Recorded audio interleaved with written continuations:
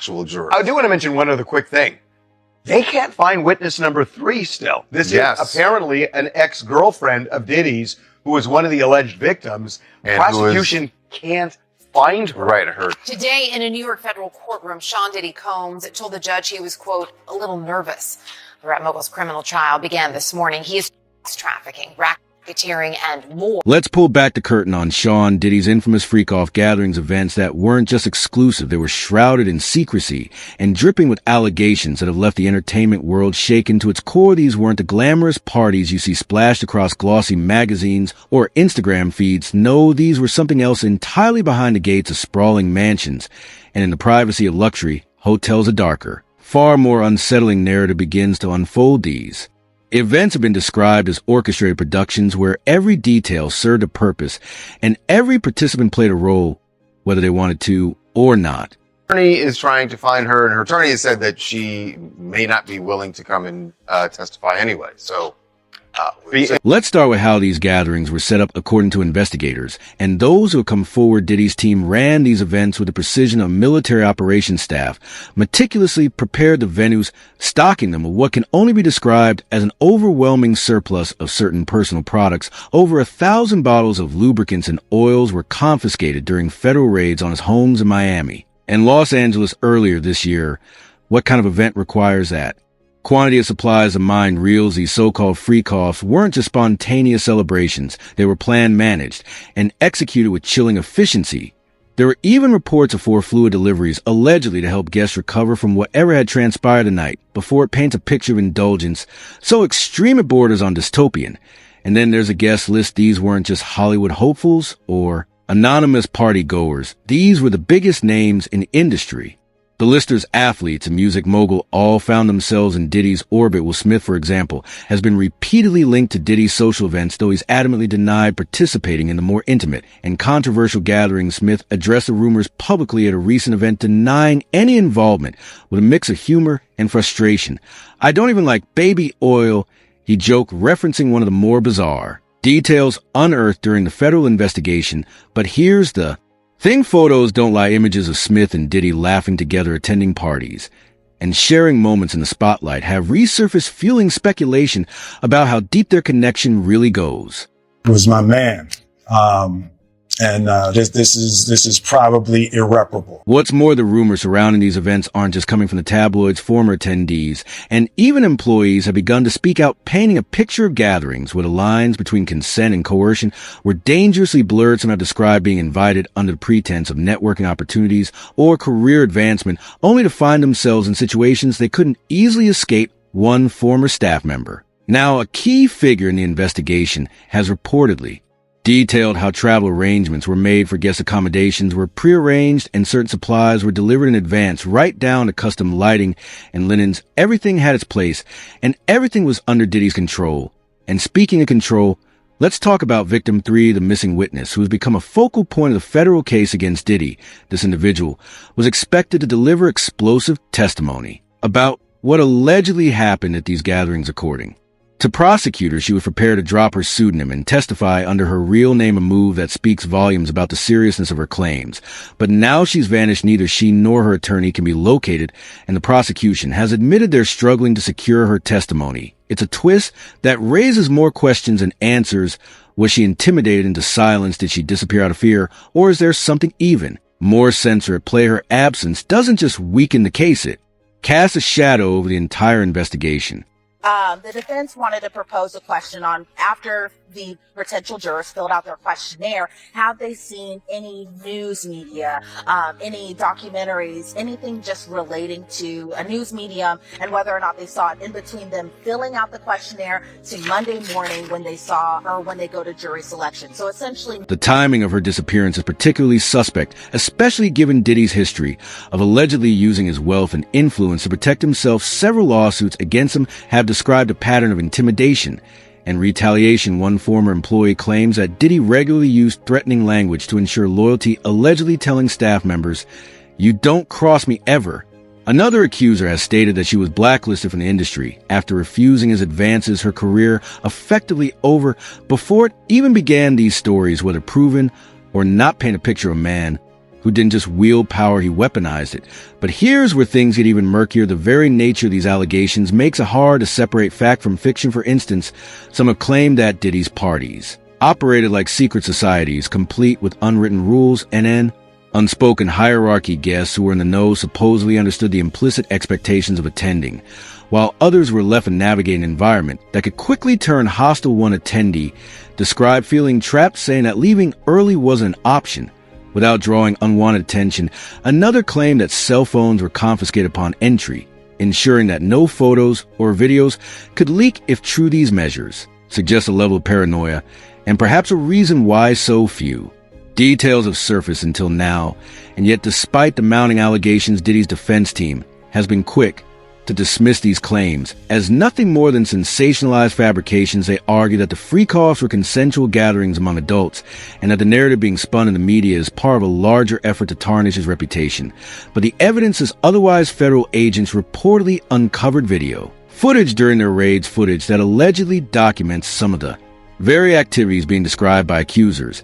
And while the defense argues that these recordings were consensual, the sheer existence of such material raises serious ethical and legal questions.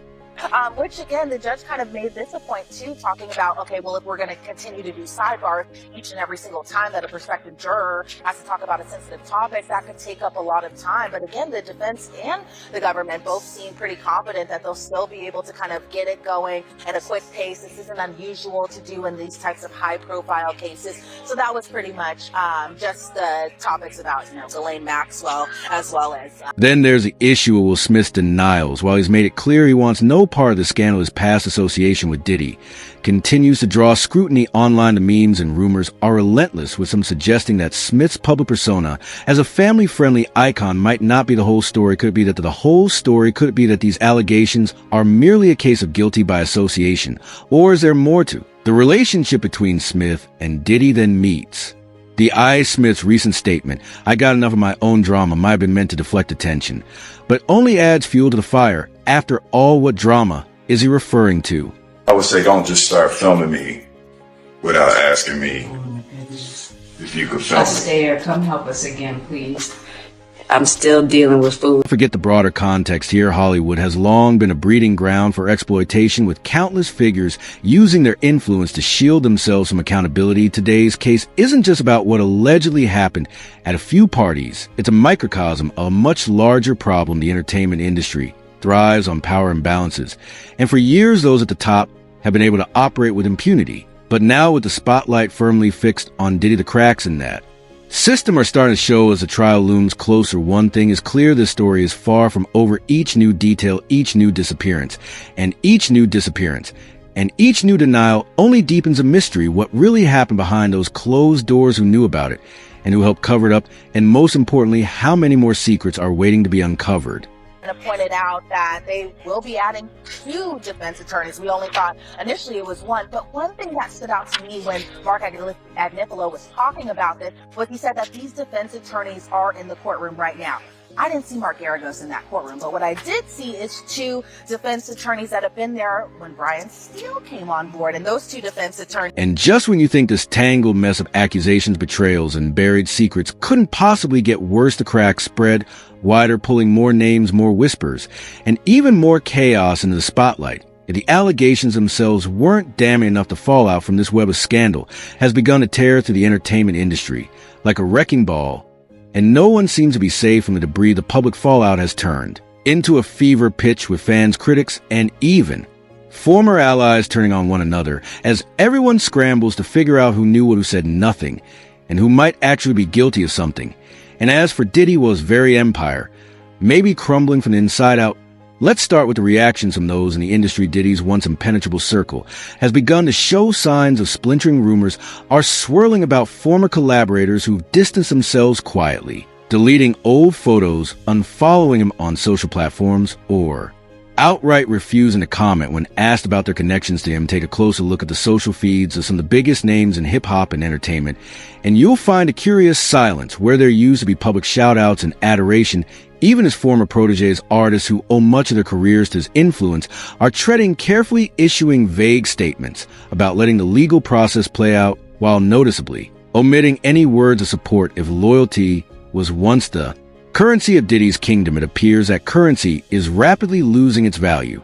The judge didn't go into not really the judge, the government didn't go into too many details about the extent of the plea offer, but one thing that they had said was pretty much that under the plea offer, he would be facing less time than he's facing if he would have gone to trial. So when the allocution portion came, Diddy stood up. The judge kind of read him everything that he had needed to read to him, just about whether or not. What about the fans' public opinion is a beast all its own, and in this case, it's as unpredictable as ever. On one hand, you have staunch defenders, those who refuse to believe a man who gave us hit after hit could be capable of such calculated cruelty. They cling to the image of the charismatic mogul who danced in shiny suits.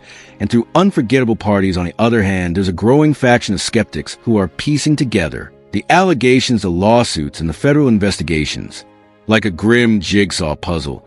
And the picture it's creating isn't pretty. Social media has become a battleground with hashtags calling for accountability, clashing against those insisting these accusations are part of some larger conspiracy to bring down a successful black man. The debates are heated, relentless, and often deeply personal. The offer that came up in the last hearing where the government said he did offer him a deal or an offer, I should say, and that he rejected it. And now it's official, and he said it to the court as well, too. You know, he stood up, said that he consulted with this about his attorneys, and it seems like they're planning, or not even seems like they are, they're rolling the dice by... And let's not forget about the lawsuits. While Diddy's criminal trial looms large, there's another storm brewing in the form of civil suits. And one of the most shocking involves none other than Jay-Z, yes, the mogul often seen as Diddy's counterpart in success and ambition, now finds himself dragged into the chaos. One lawsuit alleges that both Diddy and Jay-Z were present at an after-party decades ago where deeply troubling behavior allegedly took place. The plaintiff's story is harrowing and wild. Jay-Z has denied the claims and filed motions to dismiss the very fact that his name is attached to the scandal has sent shock waves through his carefully curated public image. Jay-Z, the man who once rapped about rising from the streets to become a billionaire businessman, now finds himself battling allegations that could tarnish his legacy in ways no brand deal or chart-topping album could ever repair. This morning, rap mogul Jay-Z is denying allegations he sexually assaulted a 13-year-old girl alongside rapper Sean Diddy Combs. That civil lawsuit filed against Combs in October was amended Sunday to include Jay-Z. The accuser, identified only as Jane Doe, says she was sexually assaulted by both. And here's where things get truly twisted. The lawsuits, the criminal charges, the public scrutiny. It's all feeding into a larger narrative about power and silence in the entertainment industry. Over the years, how many stories have we heard about powerful men using their influence to silence accusers or make problems disappear? And how many more stories have we not heard because those same systems of power buried them before they ever surfaced? The allegations against Diddy and now the tangential involvement of other major figures are forcing the industry to confront some deeply uncomfortable truths. These aren't isolated incidents. They're part of a pattern, one that's been allowed to thrive in the shadows for far too long. And then there's the matter of the missing witness, victim 3, who is supposed to be a cornerstone of the prosecution's case, remains unaccounted for, leaving a gaping hole in the narrative. But here's what's even more unsettling. Her disappearance has only added fuel to the speculation that this case goes far deeper than anyone initially thought. What kind of pressure must someone be under to vanish in the middle of one of the most high-profile cases in entertainment history? And what does her absence mean for the other witnesses, particularly those who've already agreed to testify? The prosecution insists they still have a strong case, but without victim 3, that confidence feels tenuous at best. I want to start with just the statement from Jay-Z, which is so forceful in its denial. I just read a teeny part of it. It's long. Where he says that they should file a criminal complaint.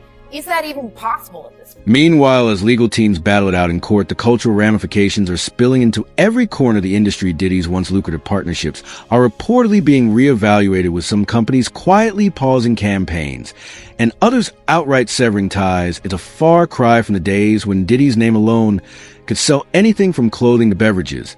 And while he's far from the first celebrity to face this kind of backlash, the scale of it feels unprecedented. This isn't just about one man's reputation. It's about the ripple effects that are spreading across an entire ecosystem of fame, money, and unchecked power. Even Beyonce and Jay-Z, who have long been seen as the untouchable power couple of the industry, are feeling the heat. Beyonce's fans, known for their fierce loyalty, have taken to dissecting old photos and interviews, searching for any connection or clue that might implicate her or her husband in this growing. Scandal is a level of scrutiny that no one, not even Queen Bey, can escape, and while there's no evidence to suggest she had any involvement, the very act of being adjacent to this controversy is enough to raise eyebrows in the court of public opinion. Guilt by association is often all it takes. Now, he, of course, is more than annoyed, would be an understatement. He has a family and he has a lot to protect, including his brand. But to the extent that he's saying, hey, come after me criminally, that could be like a why do I say that? Because in New York, and what's alleged in this complaint is forcible compulsion. What that means in English is that it's saying that he held her down. But perhaps the most chilling aspect of this entire saga is the sense that we're only scratching the surface for every story that's come to light. How many more remain hidden for every accuser who's spoken out? How many have stayed silent out of fear, shame, or uncertainty? The entertainment industry has long been a place where power dynamics skew heavily in favor of the few at the top, leaving those below them vulnerable to exploitation. And while the public may demand accountability, the reality is that systemic change is far harder to achieve. So where does this leave us with scandal that is messy as is far-reaching, with reputations crumbling, alliances dissolving, and more questions than answers? Will Diddy's trial bring closure, or will it simply open the door to even more revelations? And what about the others, those whose names have been whispered in connection to these allegations, but haven't yet been publicly dragged into the fray? Are they breathing a sigh of relief, or are they bracing for impact? Let us know what you think down below. Are we witnessing the toppling of an empire, or is this just another chapter in Hollywood's endless cycle of scandal and survival? Keep those comments coming, and we'll see you in the next